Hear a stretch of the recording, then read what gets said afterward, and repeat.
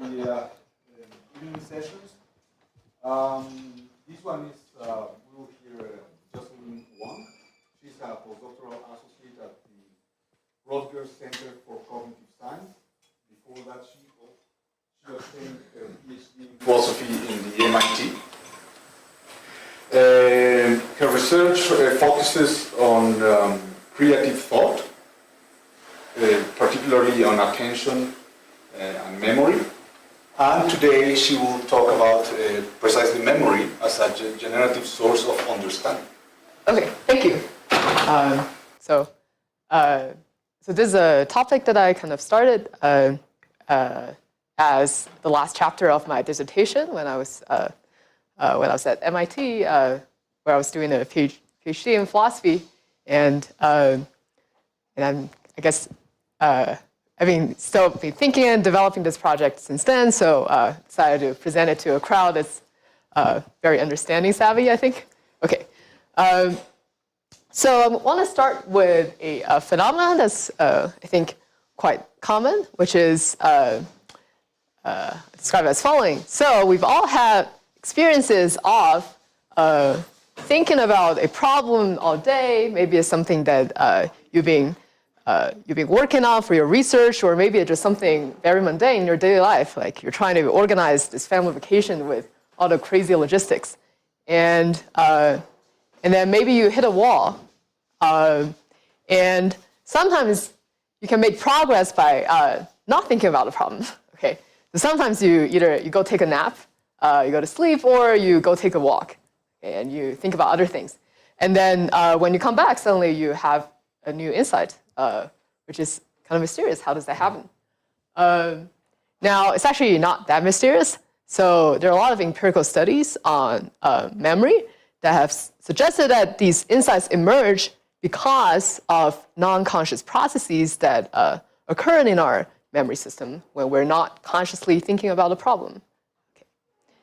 And so this kind of cases that motivate my project.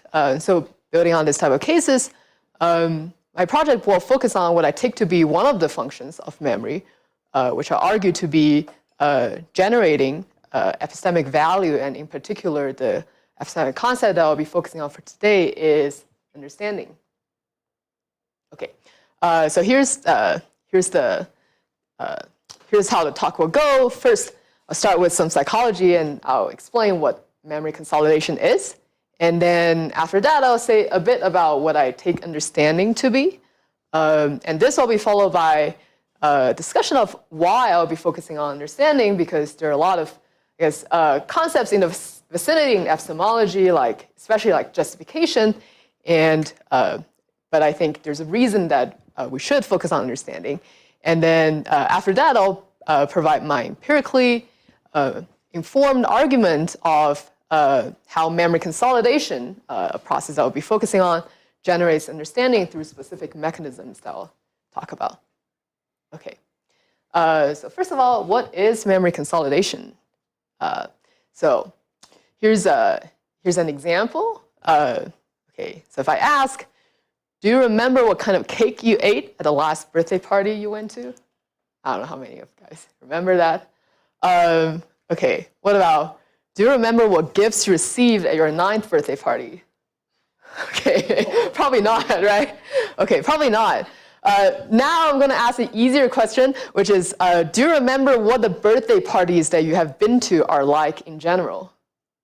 Okay, yeah, probably. Probably involves a cake, people saying happy birthday, gifts, that kind of stuff. So I think almost definitely you'll have this more general memory of what birthday parties are like in general. Now, interestingly, this general representation is formed based on the specific episodes that you've forgotten a lot of details about. And this happens through this process called memory consolidation. So this is a process where new memory is transformed into more stable long-term memory. And in this process, a lot of the details will be lost. Okay, so here's just a little bit more about how this works. So it happens through this process where your hippocampus, and there's replay between your hippocampus, the blue part, where new memories are stored, and neocortex, where your older memories are stored. And through this replay, information will gradually get transferred to your neocortex from your hippocampus. And in this process, a lot of the contextual details are forgotten, they're discarded. But on the other hand, new connections will be built in the neocortex based on relations and commonalities, such as those between different memory episodes. So if you went to a bunch of birthday parties that involve cake, gifts, balloons, then you'll start to connections will start to emerge between these memory episodes, and you come to see that there's a commonality among a lot of birthday parties. Okay, so consolidation is a process that happens during both sleep and wakeful rest. So it happens when you're asleep, and actually it happens in a very particular stage of sleep. It's when you go through slow wave sleep. So when you're in deep sleep, but you're not dreaming at all. But it can also happen during wakeful rest, but there are studies that show that sleep is especially beneficial for this process. And so I want to say a bit more about the scope of memory consolidation. So it can take both episodic memory and semantic memory as input. Okay, so the example I give, So the example I give about birthday parties is where you take episodic memory as input, but consolidation can also happen to semantic memory. So imagine you learn about a lot of details about some concept, and then through consolidation, you can then form a summary of the more detailed information. Consolidation can also happen to procedural memory, so like how you perform a skill, like how to ride a bike, etc. But I will not be discussing that for the purpose of my argument. Okay, so now I'll talk about what this conference is about, what is understanding. Okay, I will not give an answer, but I'll say a bit more about what I take understanding to be. Okay, so I think there are some features that I think are fairly intuitive about understanding. So first of all, understanding has to do with relations. So Kvanvig and among many others in the philosophy literature argue that for an agent to have understanding of a subject, they need to have the ability to grasp causal, structural, logical, and maybe other relations among different contents related to the subject. Okay, so here's some, I think, pretty intuitive examples. So if you say someone understands how car engines work, that would require grasping causal relations between, say, movement of one part of the engine and movement of other parts of the engine. And similarly, I think understanding psychiatry requires having a grasp of causal relations too, such as between treatments and conditions that they could alleviate. Okay, so I'm going to call this feature of being systematic, which means involving grasping relationships. Okay, so another key feature is that a lot of people think that understanding requires merely knowing or believing or remembering a set of propositions, but also the ability to draw conclusions using these propositions. And so, for example, understanding first-order logic requires the ability to draw conclusions with the inference rules instead of merely reciting or merely remembering the inference rules. So I'm going to call this second feature of understanding is operative. It's not merely remembering the information. Okay. So one of the views, which I think has already been discussed in some of the previous talks here, is the ability view, which is fairly popular in the literature that I think captures both of these two features. And the version that I'll be focusing on for the purpose of my argument is the one from Allison Hills, who takes understanding to require these counterfactual reasoning abilities. So Hills thinks that understanding Q is YP requires the abilities to draw the conclusion that P, or probably P, from the information that Q, and draw the conclusion that P prime from the information at Q prime, where P prime and Q prime are I guess, in a counterfactual scenario that's sufficiently similar to the scenario where P and Q. Okay. Ignore this for now. So she also takes giving explanations to be necessary for understanding. Now here's a caveat, which is that Hills, and I think some others in the literature, acknowledges that there can be both implicit and explicit understanding. So to have implicit understanding, you don't have to have the ability to give explanations. So this is a kind of understanding that I'll be focusing on for my talk. And okay, here's another caveat, which is, well, I've said previously that my talk will be arguing that memory generates understanding, but so here's the caveat is that I'm actually making a more modest claim. So I think it's quite plausible that even for number one, the ability to draw the right conclusions, including counterfactual scenarios, such ability can be further decomposed into smaller constituents. So it might require, for example, first, the ability to recognize that there's some similarity between one scenario and another scenario. So for example, the ability to recognize, so the ability to recognize that there's some similarity between Q and Q prime, such that maybe their underlying causes are similar as well. And I think the ability to draw the right conclusions sometimes also involve the ability to access and draw on different pieces of information that were acquired in different contexts. So for example, if you're,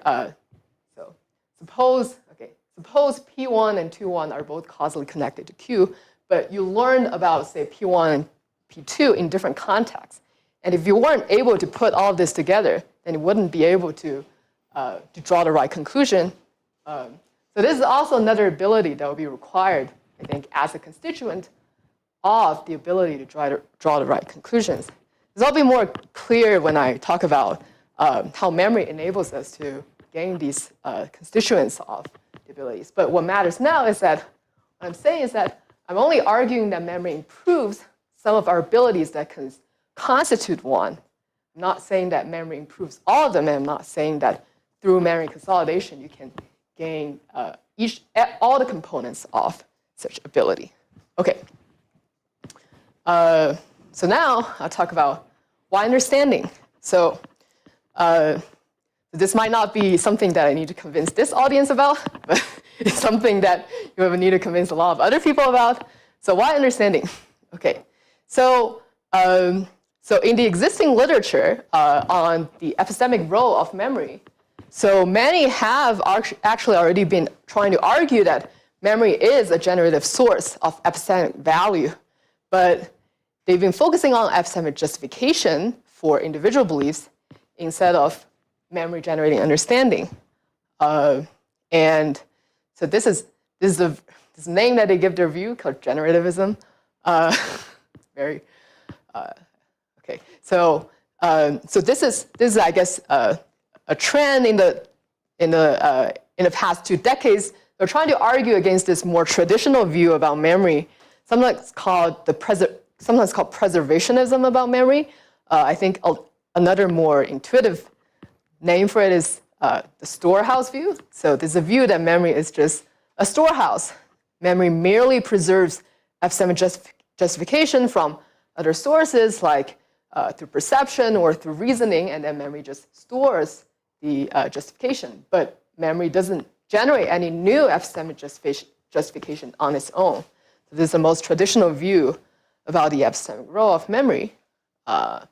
So a lot of people have been trying to argue against this. And so they argue instead for this view that memory generates new epistemic justification on its own instead of merely preserving justification from other sources. So my view is, I guess, compatible with generativism, but I focus on understanding instead. So why do I do that? Okay, so I think so this requires kind of getting to the specifics of how people argue memory generates justification, and most of them adopt a reliabilist framework. Okay, so the way they argue is that they think memory generates new justification because they argue that memory processes are reliable. But is it really reliable? Okay. So, so there are actually a lot of cases of memory distortions, and especially in memory consolidation. So this is a very famous paradigm called the DRM paradigm, or the Diess-Rudiger-McDermott paradigm, where people make a lot of mistakes. So in this experiment, we show participants a list of words that all fit into the same theme. Okay, and then later we'll test them. Which one did you see? So in this example, we make them study a list of words that have mother, diaper, birth, milk powder. It doesn't have the word baby. Okay, and then later, so either we make them do a recognition test or a free recall test.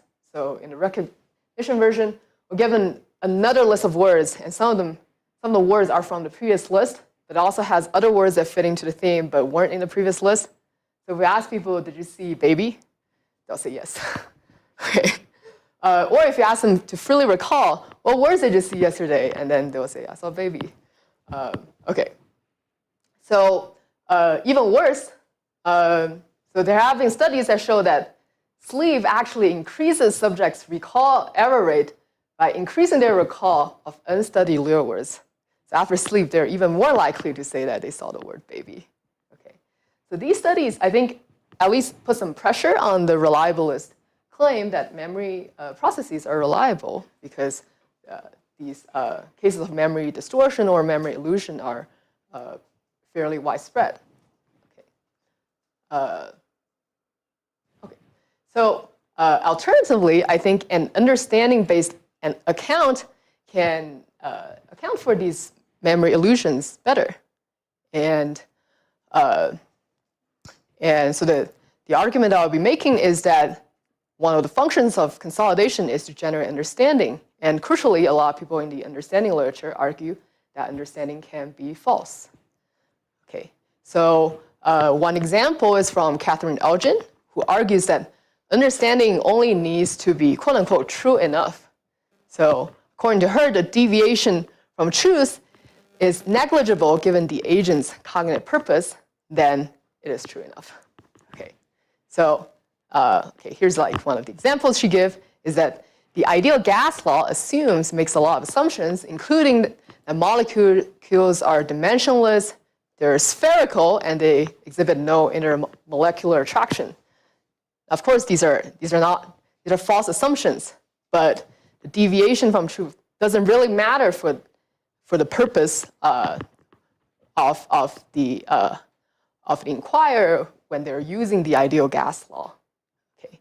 And so I think a similar argument could be made about DR style of cases, the kind of cases like DRM case and the kind of illusion that it produces, because typically, for a cognitive purpose, it matters more that we remember the general picture or the summary of the information that we encountered before instead of the specific details. And so this will be another case where, according to Elgin's view, the deviation from truth, where we're wrong about what are the specific words that we encountered, doesn't matter as much for our cognitive purpose, and therefore we do have understanding because representation is, quote unquote, true enough. Okay.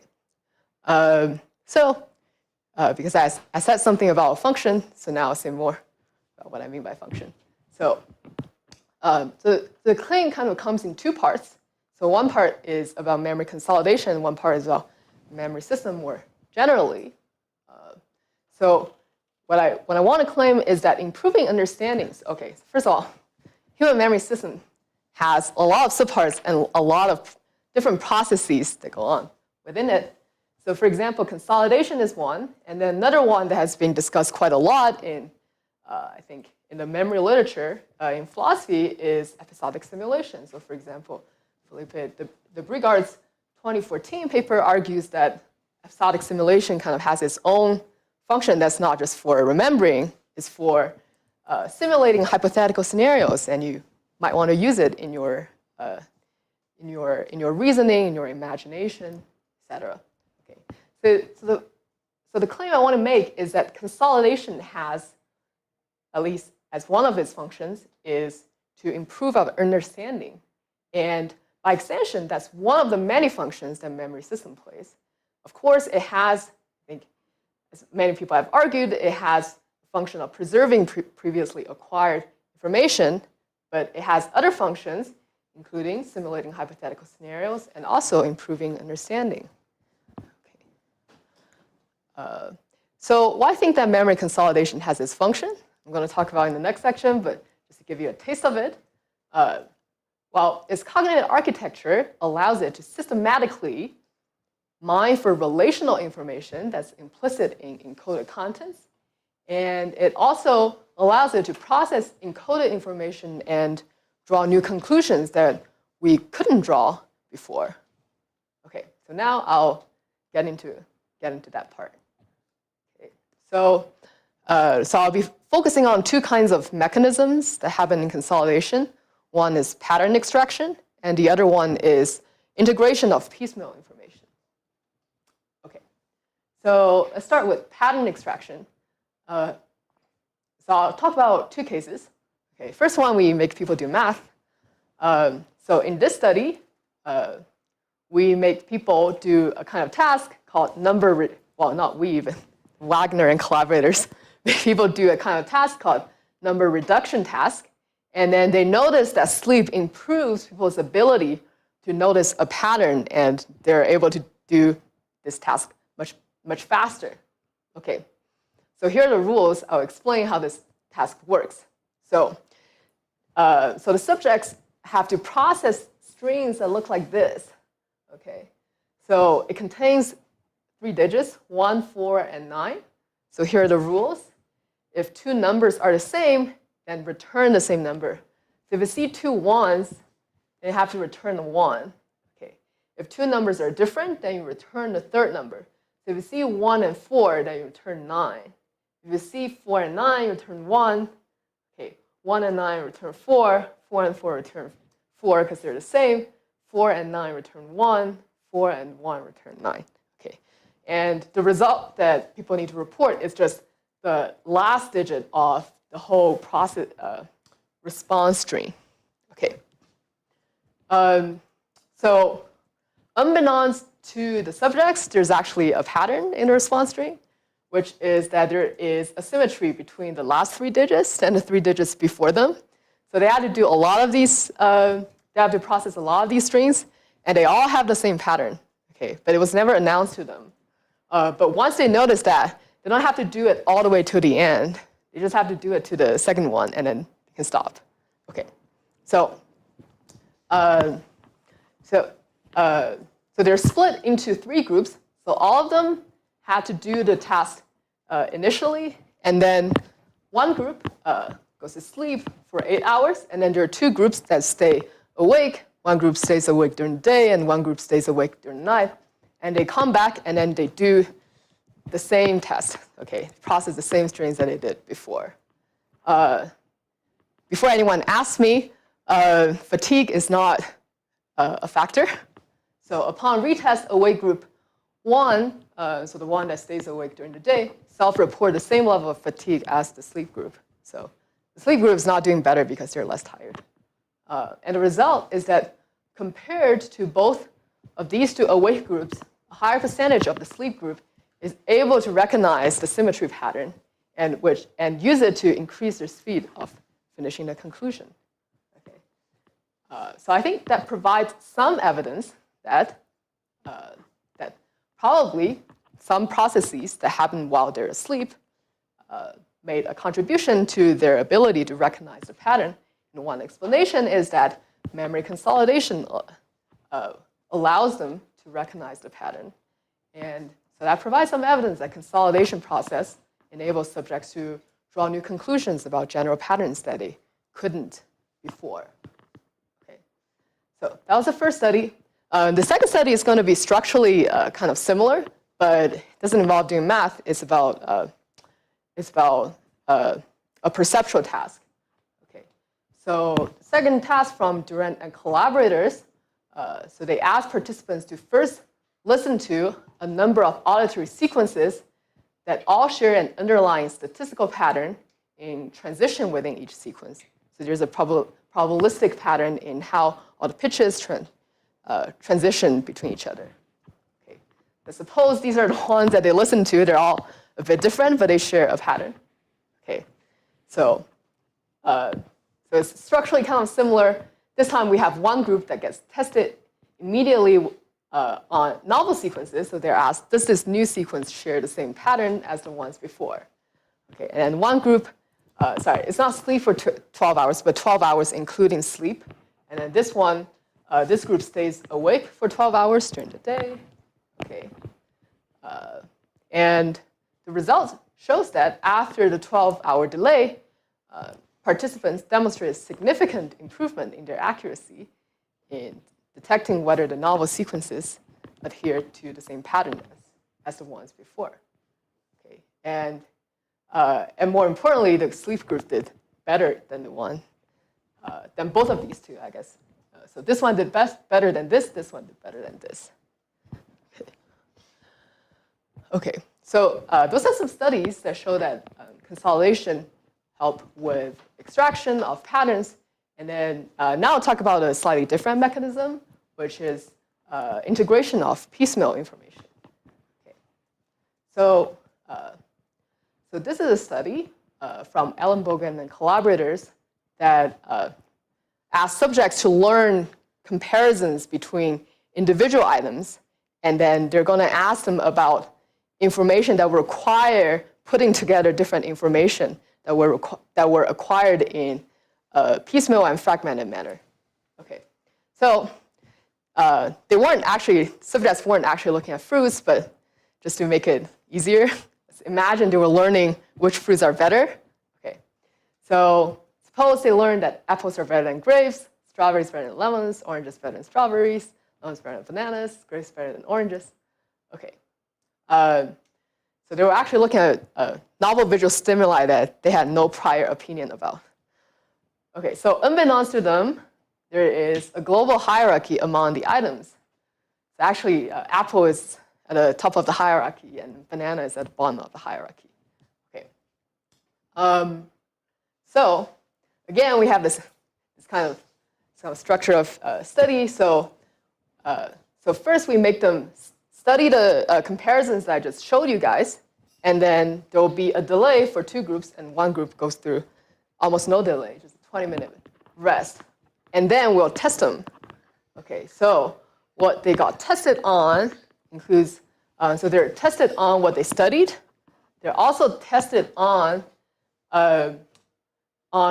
comparing, say, A and C, which requires putting together A and B and C, which is hard because they weren't, okay, so they weren't studying these two together, right?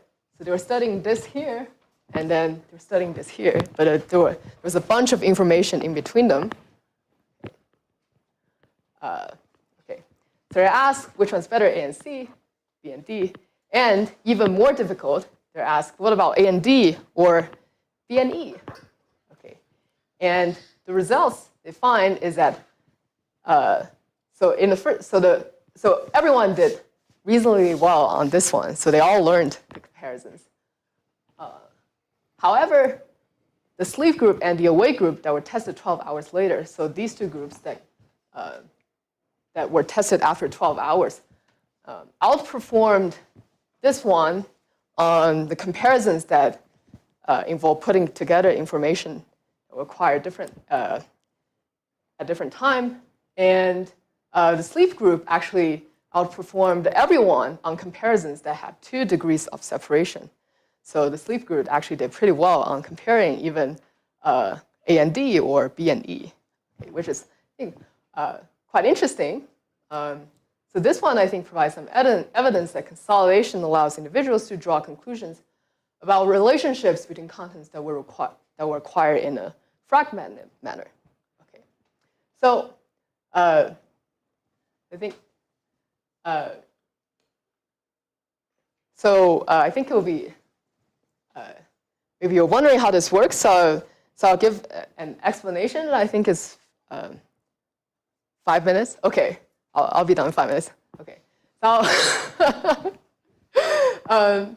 so here's an I think a fairly plausible explanation of how people are able to do that through sleep, which is it's actually easier to integrate information when you have discarded a lot of the contextual information associated with the information that you acquired. Okay, so according to the temporal context model of memory, mental context shifts gradually throughout time. So throughout the whole study, the context kind of was just gradually shifting. Now, initially, the different pieces of information were encoded in different contexts. So in order to put together all these 3 pieces of information, I had to put together this one, and then this one, and this one, that all had different temporal contexts. And now, because they have different temporal contexts, it was kind of hard to put all of them together, right? But through consolidation, contextual information is at least partially discarded, so you forget some of the contextual details. But that actually makes it easier for you to put all of these 3 together because you discarded some of the contextual information associated with them. And then this makes the memory system, this enables the memory system to apply the transitivity rule now that you can process all of these pieces of information together. Okay, so I said I'll finish in 5 minutes, which I'll do. Okay, so the conclusion is that, so I argue that a function of memory consolidation is to improve understanding, and that by extension, this is one of the many functions that memory systems, the memory system has in general, along with the many other functions that people have argued memory system has. And I also argue that memory performs this function through some specific mechanisms that improve agents' ability to draw conclusions in a way that I think instantiates some of the intuitive features of understanding, like systematic and operative. Okay, I talked about what the mechanisms are, and I think my project on a higher level in the epistemology of memory literature differs from the existing literature that has been focusing on memory's role in generating epistemic justification in particular, and highlights that understanding, I think, is another type of epistemic value that memory generates, and more importantly, this is one that's more closely tied to one of memory's function. Okay, thank you.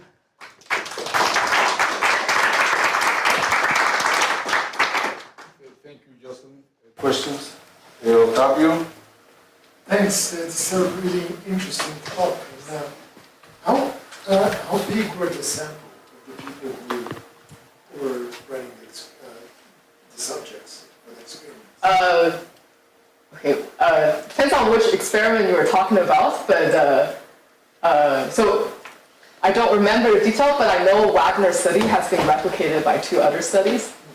And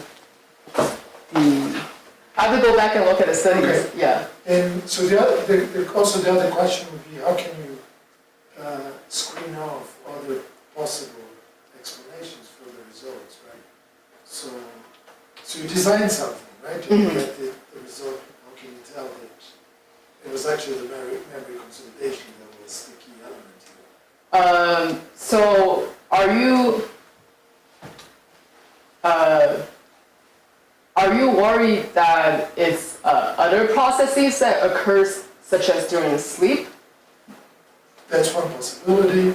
It could be just randomness, right? All kinds of things. But if it were random, it wouldn't have been replicated by 2 other studies. Well, I don't know. Right? But those are small. I take it that these are fairly small. Yeah, I don't think that is. I don't think the sample size was huge. Yeah. So I think I don't know if it fully satisfy or fully answer your question, but I do remember there's another study that shows that like basically, well, there are a few studies that at least isolate that it's the amount of slow wave sleep that people get that corresponds to their that corresponds to their improvement in performance in some of these tasks. And slow wave sleep is the one where memory consolidation occurs. Okay. Unless if you think there's also something drastically different going on in slow wave sleep that's making a difference. Well, I don't know, because the brain there's a causal claim. Right, yeah. I'm not sure how the evidence forms out that specific causal claim. I see. There's no question that sleep is important, but it's important for all kinds of things. Yeah, of course it is, yes. And people perform much worse if they are sleep deprived. Right, I mean, obviously fatigue is one that has already been ruled out. Yeah, I mean, if you think that sleep, or if you think slow wave sleep in particular is also improving performance through other mechanisms, then yeah, maybe the evidence I presented hasn't fully ruled that out. But yeah, because for my paper, I'll do a deeper dive into literature to make sure that I cover that. Sure. Tanya? Thank you. This was super interesting. I was curious if you know of any evidence or what you would speculate about cases that involve the kinds of connections that are more canonically found in accounts of understanding. Okay. So, typically it isn't just sort of seeing any kinds of connections. It might be seeing causal connections or explanatory connections or some other kind of connection like that. And I think the evidence you presented, the closest case to that is maybe the transitive case where it's about a relational property. And so it felt to me like I see. sort of like maybe missing kind of case between the evidence, and I think what you'd want to get closer to accounts of understanding would be something where maybe it was causal or explanatory relationships. I see. And then one concern I had there is that causal and explanatory relationships often aren't transitive in the way that these cases are, right? So you can have cases where people will say A causes B and B causes C, but will not say that A causes C. I see. So, sorry, this is the canonical example that comes to mind. But Right. say something like sex causes pregnancy, and pregnancy causes nausea, but people don't usually say that sex causes nausea, right? One of the classic examples. Sorry for not having a better one handy. So it just made me wonder what would happen if you did have more canonically explanatory causal relationships. What would you expect? Would you expect that these memory consolidation processes would work like the way they do in the transitive inference case, which is to yield a result which doesn't actually involve causal explanatory reasoning? Or do you think there are cases that are closer to what we get from understanding? Interesting. Okay. I have not found studies that can show consolidation improve strong conclusions about causal connections. It would be great if I found any, but there's just none. And I suspect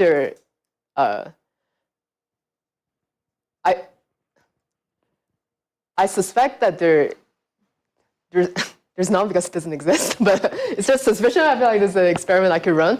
I mean, there are studies that show memory can find other kinds of connections, like semantic association. So, like if you have like one word that's marginal related to another word, and like word A marginal related to word B marginal related to word C, and then people are more likely to think of, say, word C after consolidation. But it does seem like that's a bit different from the canonical cases that would support understanding. So yeah, so that would be a missing link. But yeah, I would be curious if I could run an experiment and find if people can find a causal connection. Yeah, thanks for the talk. Super interesting stuff. Yeah. So just a quick question that sort of echoes something Tanya was asking, but what's the object of the understanding that's generated? Right. Right. You said it generates understanding. Yeah. It could generate understanding of causes. It could generate understanding with regard to explanations. It could generate objectual understanding. But like it's unclear, what's being generated. And then the second thing I have, which is the more kind of substantive thing, which is clarificatory, or what you were thinking about that, is about the dialectic between the reliabilist and the understanding theorist, generativist about memory. So tell me if I'm wrong, but I take it that your argument against the reliabilist account of justification for generativism about memory is that there's pretty widespread memory distortion, so it doesn't look very reliable. Right. Then the move is that understanding does better because understanding, at least if it's non-factive, can be true enough and false, right? Right, yeah. But this is a thesis about, but this doesn't seem like an improvement. It seems like I think both of these are subject to the same sort of problem. So, because if memory distortion can affect understanding and the criteria for understanding isn't being true enough, it doesn't, it's just question begging to assume that the beliefs that are distorted will be true enough, right? You see what I'm saying? So if there's widespread memory distortion, and it seems just as dangerous for understanding as it does for justification, right? Now, if it was reliabilism about like knowledge, turning on factive would be helpful, right? Because then you get rid of the factivity condition. But justification doesn't have a factivity condition. Right, so it seems like they're on a par, actually. And so like the reason you're bringing this in for understanding doesn't seem to like motivate it in the right sort of way, because it doesn't give you any dialectical advantage vis-a-vis the reliability. You see what I'm saying? Yeah. Okay, well, what was your first question again? Just clarify what the objective understanding. I see, okay. So I didn't write it in the slides, but I want to say the object of understanding is objectual understanding. I mean, I was using Alison Hill's account, which is not, it's not quite, I think, I forgot her term. It's not quite objectual understanding, but I think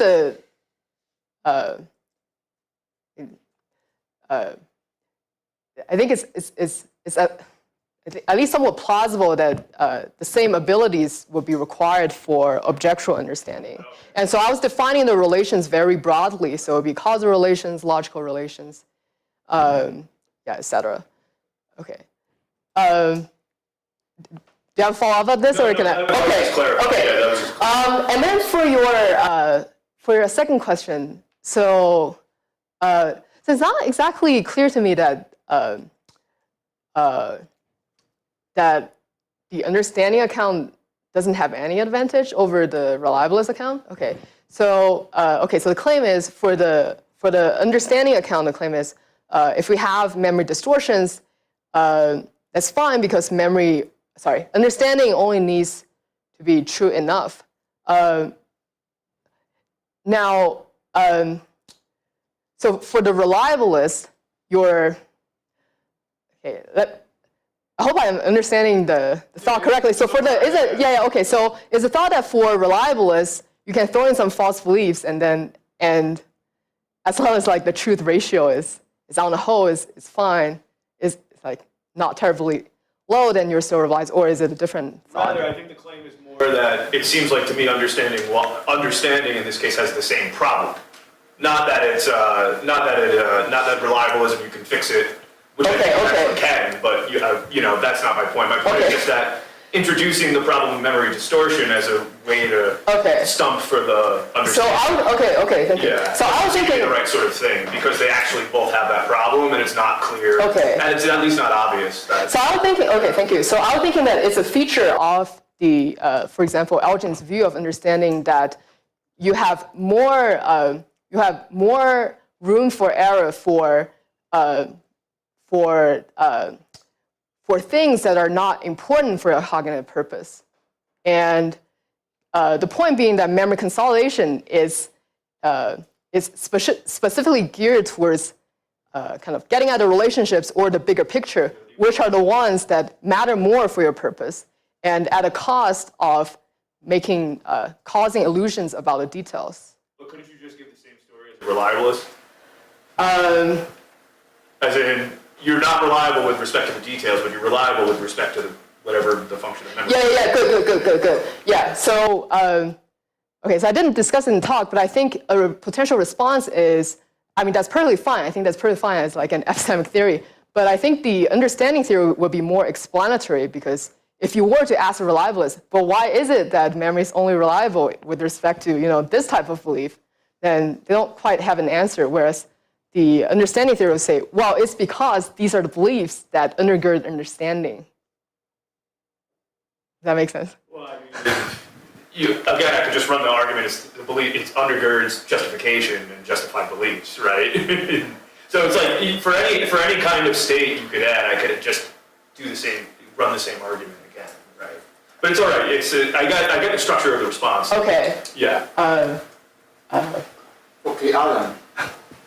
Yeah, thanks for the talk. This might be like a worry about the ability view. Okay. I mean, I don't know how helpful that's going to be to your purpose if you're just assuming the ability view, but maybe one way of thinking it would be, okay, assume a more plausible version of the ability view, because I'm going to say some things that might speak against a certain version of the ability view.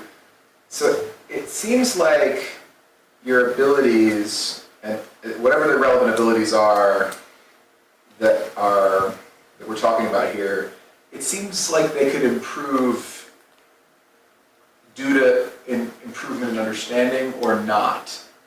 Maybe that's already denying the ability view, because if understanding just is these abilities, then any improvement in them is an improvement in understanding and vice versa. But I guess I want to say intuitively you could improve your pattern recognition abilities, for example, because of an increased understanding, but also for some other reason. So I guess what I'm thinking is, in the cases you described, if what happens is that memory consolidation leads me to represent certain patterns that I wasn't representing before, and that in turn explains why I'm now better at recognizing those patterns or similar patterns. That well and truly seems like memory consolidation has improved my understanding. Whereas, I'm not sure how this would work with memory consolidation. I think what you want to say is that's obviously what's happening with memory consolidation, but it seems to me there could be ways of improving your ability to recognize patterns, or at least improving your cognitive or intellectual abilities, other cognitive or intellectual abilities that wouldn't intuitively involve any improvement in understanding, like just by practicing doing the thing over and over again.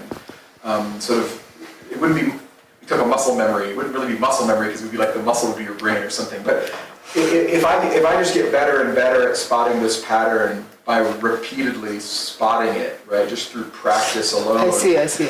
My intuition, and it's just an intuition, and maybe this is an intuition that means I reject the ability view, but my intuition is that you don't understand anything better, you just got better at it through practice, through repetition, which maybe this gets back to Otavio's question too, like I could get better at it by taking caffeine, which would make me more alert.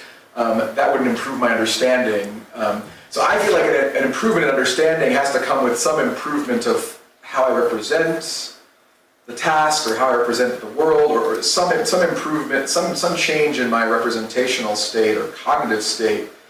And so I was wondering if you think it sounds like maybe you do think it's clear, but maybe you could just make this explicit, that we know that what the memory system is doing is not merely improving our ability to detect these patterns, but improving our ability to detect these patterns by representing them, by representing maybe the relationships between the fruits or whatever, and not merely in the way that you can improve. I mean, sort of think of Hill's here, like ability to give explanations. I think I could improve my ability to give explanations by repeatedly giving explanations and like getting more in the flow of giving explanations.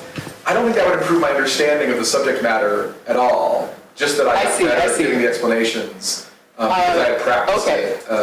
Whereas if I changed my representation of the subject matter, and that caused me to give better explanations, that would be an improvement of understanding that was reflected in my improved abilities. So I guess, yeah. Okay. Thank you. So I have two responses, one more philosophical and one more empirical. So the more philosophical one is, I think I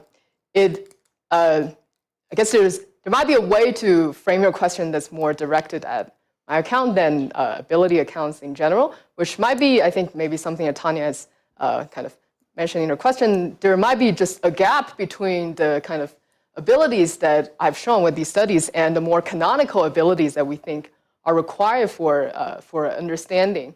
And maybe you think that just noticing patterns in math problems, that's not enough. Maybe you think, for example, if you think understanding requires some generalization ability that's not merely extracting patterns from instances. I don't know what else you would need. But if you think that, maybe you think that consolidation doesn't give you this more canonical ability required for understanding.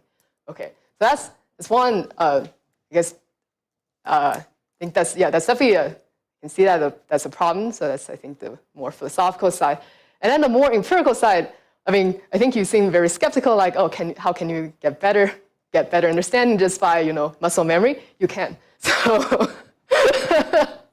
So in one of the follow-up studies from the Wagner study, so where you're doing math, so they found that the people who are able to notice the patterns later actually are the ones who were becoming more skilled at doing the problem in the first place. So they were they become a lot faster as time goes on with doing the strings. So as they're going through the strings, they become faster and faster as compared to the other ones who are just always slow. And then the slow ones never come to the insight even after sleep. So I think that's it's actually something that I'm working on for a new project, which is, I think, maybe it's not quite intuitive that these very implicit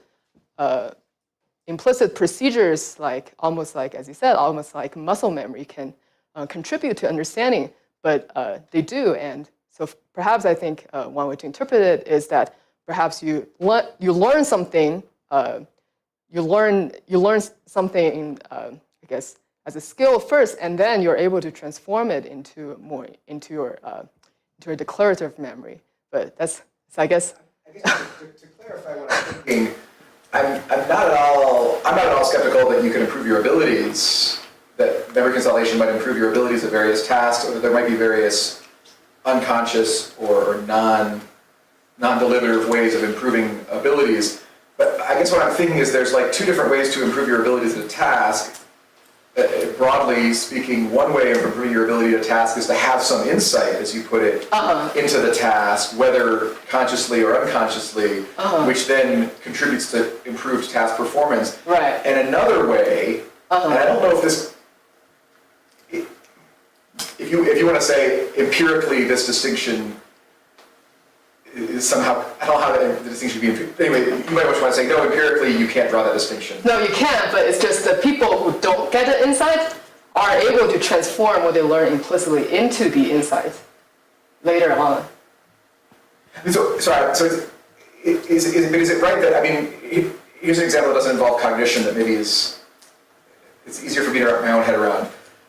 You can imagine I'm playing darts, right? I'm shooting darts on a dartboard, and there might be two ways to improve my performance. One way would be to realize some heuristic, like aim a little bit above where you want to hit, right? Because of something about the way I'm shooting. So I realize there's this heuristic. I have an insight into the task, and then my performance improves as a result of having that insight. Or two, I just practice over and over again, and I get better through practice alone with no insight into the task, no change in how I represent the task. Okay. I simply, my fingers and arms get better, I see. Is that's intuitively, that's a distinction. Now maybe you want to say, no, empirically those two things are the same or something. No, they're not. They're different. Yeah, okay. Yeah, so that's just, my thought would be, the former way of improving your performance would plausibly sort of correspond to an improvement in understanding. And I think even in the dark case, you might say, oh, you understand how to do this task better now because of this insight you've had about where to aim, or follow through. So when you realize you have to follow through on your shot, then your shot will improve. And that's a genuine insight. And I think that's plausibly an increase in your understanding. Whereas if I sort of improve my baseball swing just by lifting weights, and therefore get stronger, I don't think I've improved my understanding of baseball in the way that I have if I have an insight into how to perform it, whether it's consciously or subconsciously. And so it sounds like in the relevant cases there is an insight, but I could imagine, I didn't know what the reason I didn't know from the data you presented what the reason was for thinking that the subjects had an insight as opposed to, I couldn't really figure out how it would work because it would have to be something like what's going on in memory consolidation is that they're practicing in their head while they're asleep or something.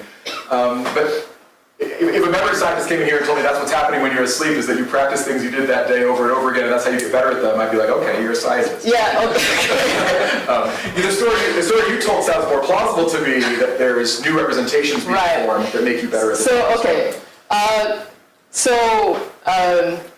So there is, in one of the follow-up studies to the Wagner where they were doing math, they did actually give the subjects a survey after they were retested, and then after retest, everyone was given a survey. Did you notice there was a pattern? And then people actually self-report. So the ones that were able to do it a lot faster self-report. Yes, I found there was a pattern. There was the symmetry. That's why I could do it a lot faster. So they had to self-report the inside. And the sleepers tended to say they saw the pattern more than the non-sleepers. Correct. Yes. Yeah. Okay. That's great. Okay. Martina? No, my question has been answered. Maria? Thank you. I really enjoy it. This is not at all my area of expertise, so maybe what I'm going to ask is very obvious. But I was wondering about the connection between true enough and memory distortion, because how I see the case of true enough in the case of sciences is that you have a reliable formal mechanism behind it, that it's assuring that it doesn't really matter if you have falsehoods, but those are grounded on something like a very formal idealization or instructions that are maybe incompatible, but that have like a mathematical or a formal ground in general that can assure you that anytime that you use that in a particular context, you're going to get a good prediction or a good approximation or whatever you're trying to get. But it doesn't look to me that it's the same thing that happens in the case of memory distortion. So yes, you have some things that are not true in those cases, but the reliable mechanism behind it, it doesn't seem to me that it's the same type of the one that Elgin is thinking.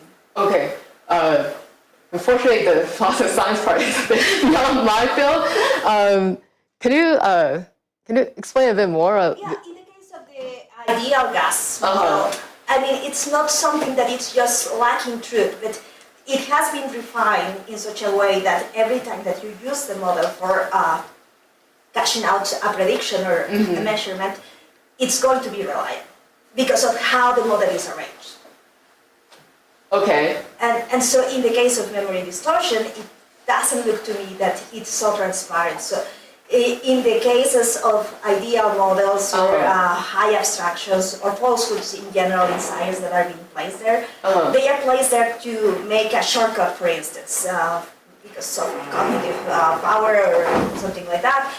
But it doesn't mean that they are arbitrary or that they are not transparent to us. So we know that those things are false, and we know the reason why they are false, and we know also the type of outputs we get when we use them. In the case of memory distortion, that doesn't look that transparent. I see. Okay, so is it thought that, okay, let's see, so for example, in the ideal gas law case, suppose I'm using it to predict pressure in some body of gas. I use the ideal gas law, but I also know that some of the assumptions, like there's no intermolecular attraction, is false. But are you thinking that it's important for me to have understanding that I understand, even though it's false, it's the way in which it's false is irrelevant? Or Yes, because I don't know why it is false, why it doesn't really matter. Right, I see. Oh, interesting. Okay.